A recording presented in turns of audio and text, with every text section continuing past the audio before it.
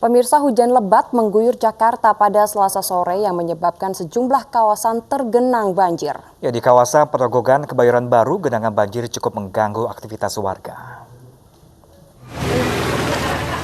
Banjir setinggi 60 cm merendam permukiman warga di kawasan Perogogan. Banjir akibat hujan deras yang mengguyur Jakarta pada Selasa sore. Genangan menghambat aktivitas warga dan menyebabkan beberapa motor mogok. Banjir diduga akibat drainase yang buruk. Kawasan Perogogan memang kerap dilanda banjir ketika hujan turun. Ini emang langganan banjir. Cuma hujan aja banjir atau memang ada gimana? Iya, kalau hujan aja. Hujan turun udah pasti sini banjir. Untuk rumah Bapak, kedalamannya seperti apa, Pak? Berapa? Setengah meter. Ya, pemirsa, kebakaran terjadi di permukiman warga di wilayah Penjaringan, Jakarta Utara. Kejadian terjadi pada Selasa malam dan 2 unit rumah permanen milik warga di Teluk Gong hangus terbakar. Kebakaran melanda permukiman warga di Teluk Gong, Penjaringan, Jakarta Utara. Api terlihat di lantai 2 salah satu rumah yang terbakar. Petugas pemadam kebakaran bersama warga berupaya memadamkan api, sementara beberapa warga lainnya mengevakuasi diri agar tidak terjebak dalam kobaran api. 2 unit rumah warga hangus terbakar. Hujan deras membuat api cepat padam dan tak merembet ke bangunan lainnya.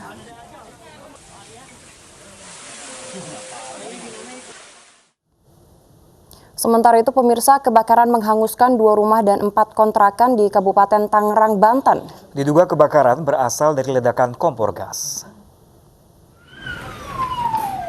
Api membakar perumahan warga di kawasan Kelapa II, Kabupaten Tangerang, cepat membesar akibat kencangnya tiupan angin. Api bahkan sempat menyambar kabel listrik membuat warga semakin panik. Warga mengatakan api berasal dari dapur salah satu rumah warga yang ditinggal pemiliknya saat memasak. 4 unit mobil pemadam kebakaran dari Kabupaten Tangerang dikerahkan dan berhasil dijinakkan setelah 3 jam. Tidak ada korban, 2 rumah dan 4 kontrakan ludes terbakar. Kompor deh. Ledak gitu ya? Iya, di kompor. Ada sudah ledakan berapa kali? Ledakan. Ada kali 6 ledakan. 6 kali ledakan? Ya. Terbakar adalah 4 kontrakan warung depan dan 2 rumah tinggal di belakangnya. Sementara untuk penyebab kebakaran dari informasi saksi itu adalah... Ya, pemirsa, tidak hanya di ibu kota, angin kencang dan hujan deras menerpa sebuah sekolah dasar di Medan, Sumatera Utara pun ambruk. Beruntungnya tidak ada kegiatan belajar mengajar saat peristiwa berlangsung. SD Negeri 068475. Pasca hujan deras dan angin kencang yang melanda kawasan Geria Martubung, Kecamatan Medan Labuan, Sumatera Utara, merusak sebuah bangunan sekolah dasar. Dari rekaman video warga, atap bangunan sekolah yang terbuat dari baja ringan pun terlepas. Alhasil, ruang belajar di lantai 2 sekolah basah terguyur hujan. Sebagian bangunan sekolah juga terpantau ambruk. Lepas. Pasca terlepasnya kerangka baja ringan tersebut, sejumlah pekerja membenahi seng yang roboh di halaman sekolah, serta lakukan perbaikan kerusakan lainnya. Langkah perbaikan langsung ini kita bersihkan dari lokasi, kita coba hitung anggarannya dan mudah-mudahan langsung kita kerjakan agar bisa dimanfaatkan lagi.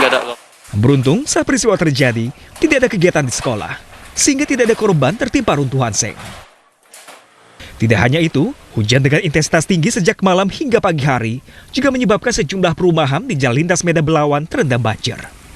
Dari Medan, Sumatera Utara, Yuda Bahar, iNews melaporkan. Pemirsa, info selanjutnya terkait dengan laka lantas. 3 orang terluka parah akibat kecelakaan di Tanah Abang, Jakarta Pusat. Ya, diduga penyakit pengemudi, mobil berusia 70 tahun ini kambuh saat mengemudi.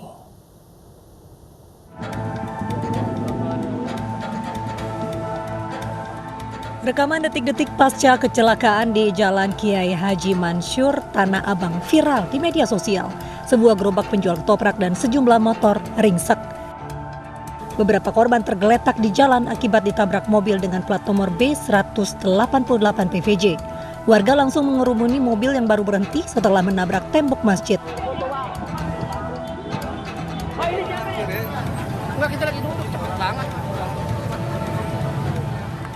Kecelakaan tunggal ini bermula ketika mobil melaju kencang tidak terkendali di jalan menurun.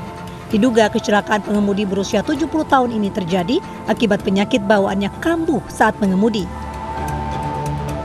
Menurut berdasarkan orang tuanya, istrinya ke sana, dia itu punya penyakit epilepsi. Ya, mungkin pas lagi itu kejang-kejang.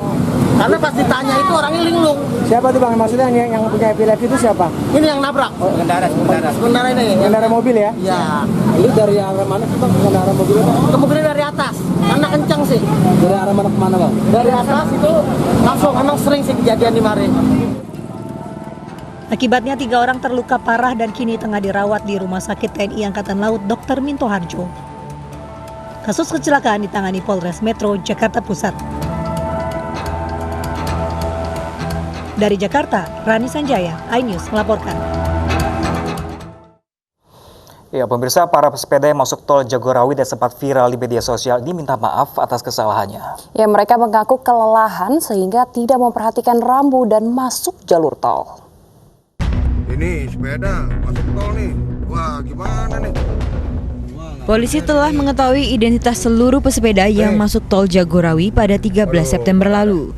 7 sepeda ini merupakan warga Bekasi dan Tangerang yang bersepeda di daerah Bogor, Jawa Barat. Salah satu pesepeda mengaku tidak melihat rambu tol karena mengejar rombongan dan dalam kondisi sudah lelah. Ia pun meminta maaf atas perbuatannya. Bogor. Kami daripada balik akhirnya melanjutkan perjalanan tersebut.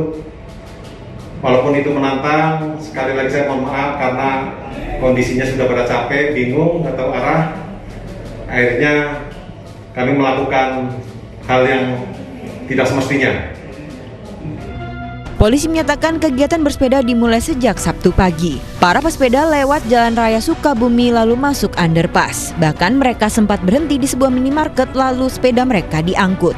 Kepolisian menyatakan para pesepeda akan menerima konsekuensi hukuman yang diberikan. Para pesepeda tersebut menyadari kesalahannya dan mengakui kesalahan. Berjanji untuk tidak mengulangi dan siap menerima konsekuensi hukum atas segala kesalahan yang terjadi dan berkomitmen untuk selalu kooperatif dalam memberi keterangan kepada petugas. Berdasarkan aturan, para pesepeda telah melanggar Undang-Undang Nomor 38 Tahun 2004 dengan ancaman hukuman 14 hari kurungan atau denda Rp3 juta. Tim Liputan iNews melaporkan. Pemirsa, demo pengemudi ojek online atau ojol di Surabaya, Jawa Timur berakhir ricuh. Ya, masa kesal dengan ulah salah satu provokator.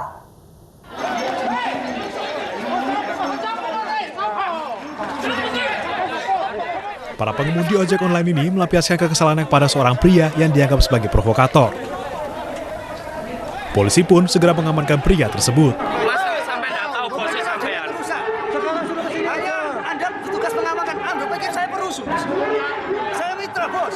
Selain itu, mereka juga sempat tersulut emosi ketika dihalangi petugas keamanan kantor ojek online.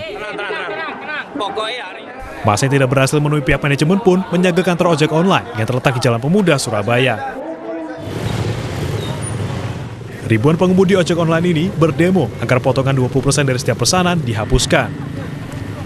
Selain itu, mereka meminta penertiban aplikator baru yang tidak memiliki kantor perwakilan, serta bantuan pemerintah untuk ojek online yang tidak merata.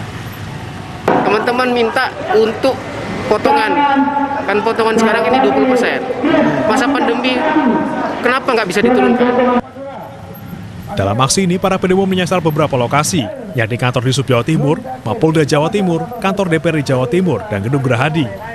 Mereka mengancam akan menginap di kantor aplikator masing-masing jika tuntutannya tidak dipenuhi. Dari Surabaya, Jawa Timur, Rahmat Ilyasan, iNews melaporkan.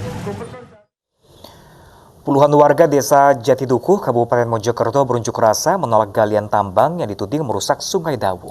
Unjuk rasa diwarnai kesurupan seorang pengunjuk rasa.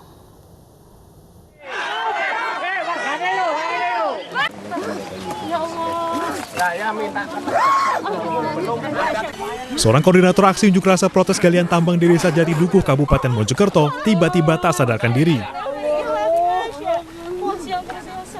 Pengunjuk rasa lain berupaya menyadarkan kembali wanita yang diduga kesurupan ini. Puluhan warga berunjuk rasa menolak galian tambang di Sungai Dauhan karena menurut mereka aktivitas galian merusak sungai.